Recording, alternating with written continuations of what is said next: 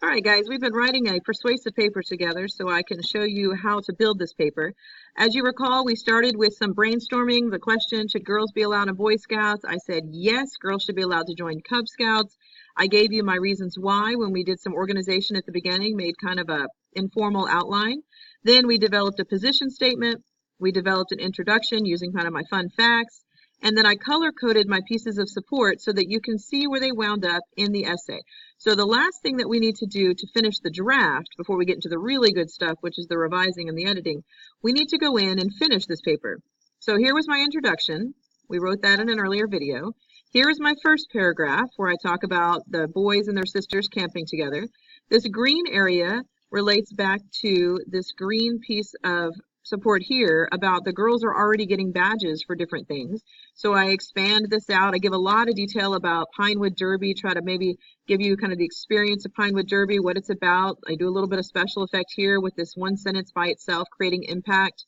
And then there's a lot I had to say about the green. And then you get to the purple. The purple is my last piece of support up here. This idea that girls are already taking parts in meetings and they just are simply asking to earn the achievements for what they're doing. And it just so happens that that actually works nicely as a conclusion. So that's what I did. I started up here with just kind of a transition. Girls are not protesting in the streets. They aren't holding signs. They aren't sabotaging scout meetings. They're simply showing up to the Cub Scout meetings with their brothers and having fun, learning new things and building a fun outdoor school. I have fun in there twice. I'll have to deal with that later. Let me highlight it so I remember to go back. These girls aren't trying to start a revolution. They just want to keep doing what they're doing, but maybe a bit of maybe a bit, I don't know, I like that either. I'll highlight it to go back. A recognition for their efforts. Cub Scouts has been a co-ed organization for years. Den mothers led troops back in the 1950s. Mothers still lead events and teach boys how to handle knives and build fires. So you can see that I'm kind of changing tone a little bit here, like I'm heading toward the end. Mothers still lead events, teach boys how to handle knives and build fires. This is not knowledge that is exclusive to men and boys. Families who have enjoyed Cub Scouting for years didn't ask to change the world or destroy an organization. They simply asked if their daughters could be recognized for accomplishments alongside their brothers. The girls were already there. They were already having fun and participating in activities. They just wanted a chance to earn the accomplishments that went along with them.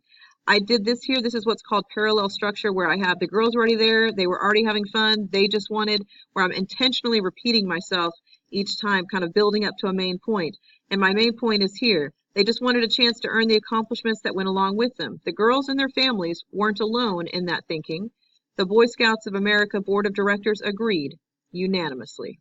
And that is the end of my paper. I ended it on just a single word because it is a powerful boom, like punch to the face kind of word that, hey, this wasn't a split decision. Hey, it wasn't like one person decided this is what needed to happen. Every single person on that board agreed that girls should be part. Boom, and unanimous.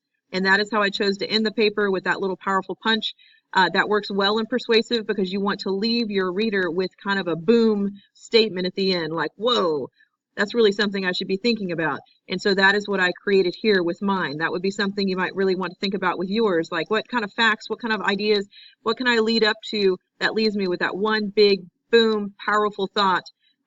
This does not actually say, girls should be allowed to join Boy Scouts at the very end. Instead, it refers back to the decision they already know. It assumes that my reader is somewhat intelligent and remembers that what we're talking about this whole time is that girls are now allowed in Boy Scouts.